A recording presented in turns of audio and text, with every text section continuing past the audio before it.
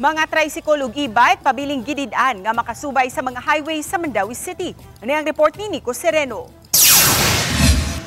Sa opisina sa team, mituyo pag-adto si Noy Mario o gayang son-in-law. Nagpakisayod kabahin sa iyang e-bike nga mo'y gigamit padung ug pauli sa trabahuan. Karong bag-o nabadlungan siya sa taga-team kay misubay sa highway. Dili naman sa siya mo pinadakpan, nagdan sila, nagbakot-bot ka niyang uban, nasuko, ano daw yung ana.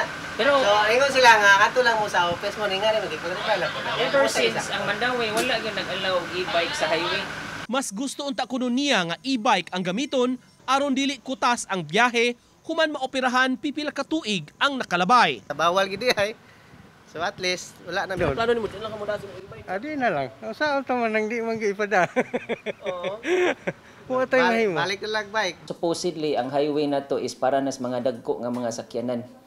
Nya ang e-bikes is, we understand nga ang e-bikes is wala gina siya registration, valid registration from the LTO. Nya ang mga drivers ana mostly dili gina sa lisensyado. Pahinumdom sa team, lakip na sab sa mga tricycles, gidid-an sila nga musubay sa highways. Gawas lang sa pipila ka rota sa tricycle nga gitugtan, apan igo rang makatabok sa pikas parte sa daan, dili gyud musubay sa stretch sa highway.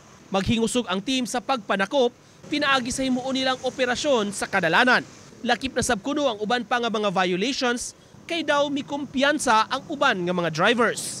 Mubalik na sad mi og operation, katong full-blown operation para sa illegal parking, og karon sad ang ato ang gisunod pod kanang mga counterflow nga uso kayo gihapon no, nigara gihapon hasta po ning mga trucks nato nga mogawas nga mga lapok kayo og mga ligid maghugaw-hugaw sa dalan. Uban ni Godfrey Relien, Nico Sereno,